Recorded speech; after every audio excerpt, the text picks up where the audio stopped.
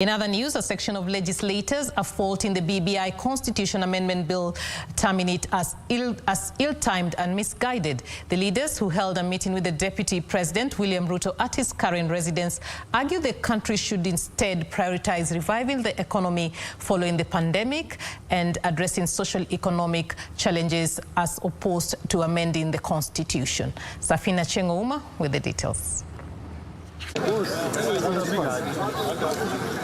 Deputy President William Ruto hosted over 130 legislators at his official current residence in Nairobi.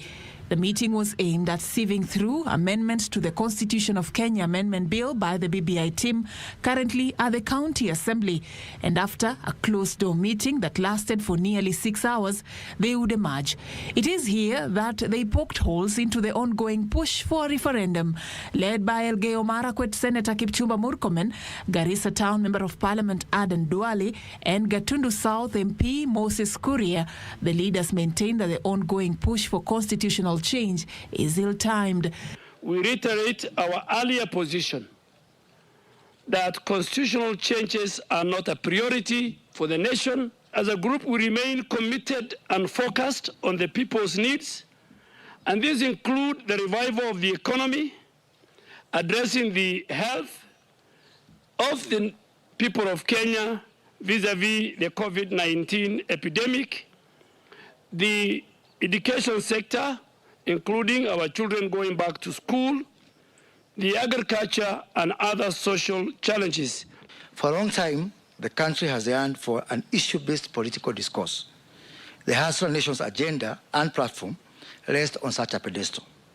This is why we have consistently endeavored to shift national discourse from the retrogressive and divisive politics of tribe to a new conversation that is inclusive and focused on a bottom-up empowerment approach.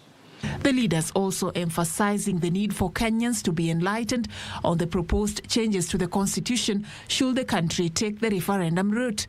Should the country be forced into a referendum, hypothetically I'm saying, then citizens should be provided with information on what is being changed, for what purpose, in whose benefit, and in accordance with the Bill of Rights and the constitutional provisions.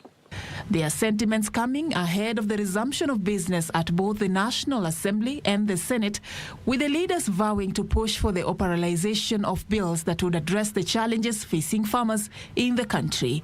We will be pushing for the operationalization of the Tea Act that was passed last year in December.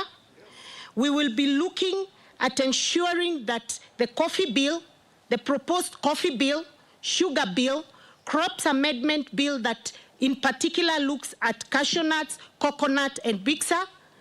For Channel One News, I'm Safina Chengouma.